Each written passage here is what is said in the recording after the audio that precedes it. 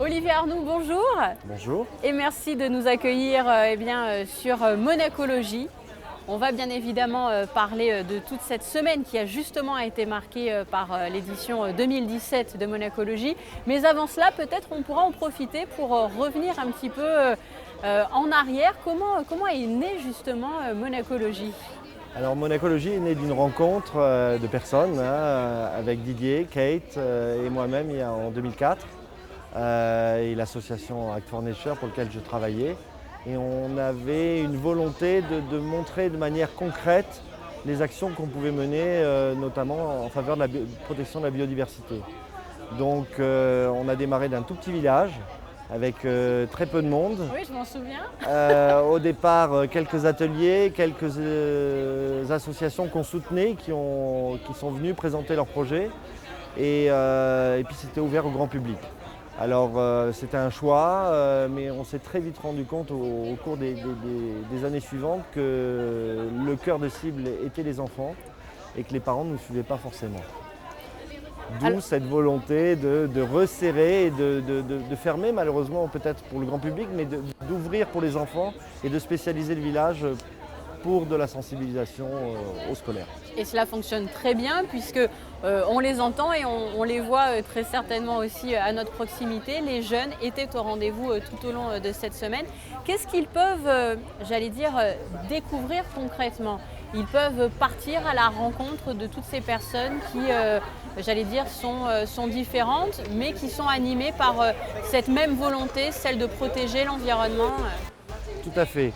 Alors, c'est l'ouverture sur des institutions très fermées, citons notamment l'AIEA, qui est un laboratoire des Nations Unies, qui n'ouvre pas au public, qui a une mission d'agence internationale énergie atomique. Ça peut faire peur. On sait que lors de la catastrophe d'Hiroshima, ils ont eu une mission pédagogique très intéressante. Et donc c'était une double mission. Déjà que les enfants puissent ouvrir leurs yeux et découvrir la fonction de ces laboratoires, ces missions, et aussi que ces laboratoires puissent créer des ateliers au niveau des enfants. Donc c'était le premier échelon le plus difficile. Ça a remarquablement bien fonctionné puisque l'AIEA est présente. Elle a même une année fait venir son laboratoire de Vienne, qui est spécialisé sur la recherche terrestre. Et aujourd'hui, ils développent avec nous des ateliers spécifiques par rapport à les différents niveaux de classe qu'ils peuvent recevoir, qui vont du primaire jusqu'au collège et au lycée. Alors j'ai cité que l'AIEA, mais on peut en citer bien d'autres. On a donc l'AIEA, on a maintenant des associations qui ont des actions concrètes sur le terrain, très axées sur la biodiversité, que peuvent être le CESMED qui travaille sur la protection des tortues marines au Grau du Roi, qui est un centre référent qui récupère des tortues blessées ou échouées dans la mer et qui va ensuite les soigner et les relâcher en mer. On avait il y a quelques années relâché avec vos équipes d'ailleurs une tortue en principauté de Monaco avec le musée océanographique. Ce sont des associations monégasques qui participent, Monaco Développement Durable. Ce sont des partenaires comme la SMEG qui nous soutient depuis la première année et qui, avec nous, développe chaque année des activités ludiques, mais toujours avec une mission pédagogique. Vous les sentez justement réceptifs, tous ces scolaires. Vous parliez alors du primaire au lycée, ils sont attentifs quand ils viennent sur place. Alors ils viennent sur une base de volontariat, donc à partir du moment où il y a une base de volontariat, il y a une certaine accroche. Les enseignants ont souvent préparé le sujet en amont, ce qui leur permet de vraiment focaliser leur visite. Au dire des animateurs, on a une très bonne capacité d'écoute, beaucoup de questions très pertinentes. Donc oui, la mayonnaise a bien pris. Alors on va maintenant, Olivier, parler plus particulièrement de cette édition 2017. Elle était, j'imagine, placée sous le signe de la biodiversité, mais plus particulièrement cette année aussi des fameux ODD. Tout à fait. On a souhaité cette année s'ouvrir les 17 objectifs du développement durable des Nations Unies, touchent la biodiversité, touchent le changement climatique, mais touchent aussi d'autres actions comme l'égalité des sexes, les inégalités, la santé.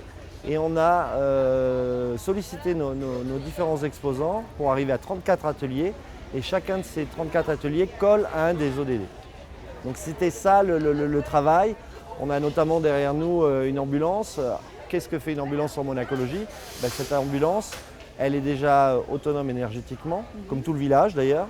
Elle produit de l'eau chaude avec un système de panneaux solaires. Elle produit de l'électricité et elle a pour vocation d'aller sur des sites isolés, pallier au travail de certaines des ONG pour amener un soutien. Donc là aussi, venir la montrer comment ça fonctionne et que les enfants puissent toucher du doigt vraiment ces fonctions. Et la camionnette que l'on voit derrière vous est dédiée au continent africain, c'est bien cela? Absolument. Il y a, je crois, des premiers modèles qui sont partis ou qui vont partir au Mali, ensuite au Malawi, où cet exposant participe à des actions humanitaires depuis plusieurs années.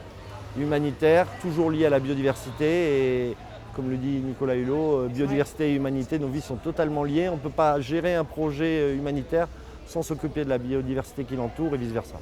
Pour parler des océans en particulier qui étaient à l'honneur au siège de l'Organisation des Nations Unies à New York tout au long de la semaine, dans le cadre de la première conférence mondiale qui leur était dédiée, est-ce que vous avez le sentiment aussi que lorsque les jeunes quittent Monacologie, ils quittent Monacologie, j'allais dire, avec des solutions clés en main peut-être en se disant voilà, je vais peut-être aller à la plage cet été, mais par rapport à l'an dernier, je l'ai entendu sur Monacologie, il faut que j'évite de jeter des choses à la mer, il faut que je cherche des poubelles pour le tri sélectif sur la plage par exemple? Absolument, l'année dernière on avait une thématique sur les plastiques et on a parlé de la chaîne du plastique et des problématiques du plastique sur les océans qui touchent de la nanoparticule aux méga déchets et qui touchent toute la chaîne alimentaire.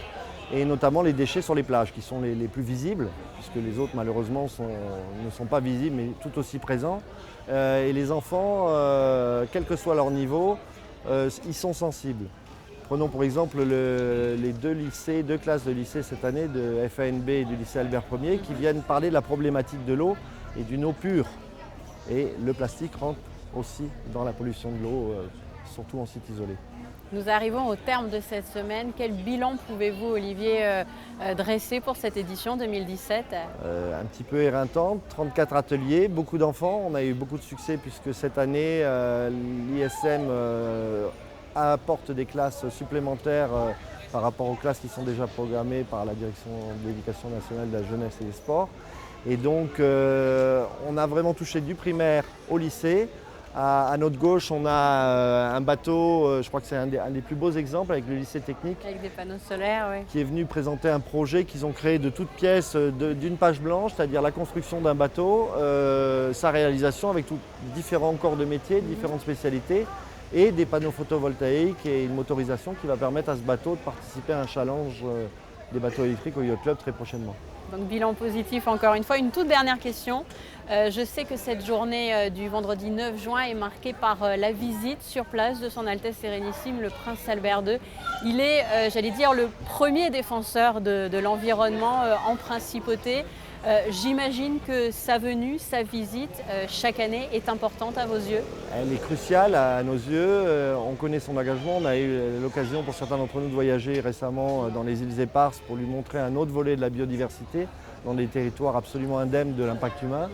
Et que le souverain vienne à la descente de son avion des États-Unis. Justement de New York, oui. De New York, il est en vol, il va atterrir dans 1 heure pour venir sur Monacologie. C'est quand même quelque chose d'exceptionnel et de fort et on lui est très reconnaissant. Alors il ne verra pas d'enfants ou peu d'enfants puisque c'est un moment de pause, mais il souhaitait personnellement visiter tous les exposants et cette date est inscrite à son calendrier et c'est très important pour nous. Olivier Arnoux, merci beaucoup. Merci. Félicitations et bravo pour Monacologie.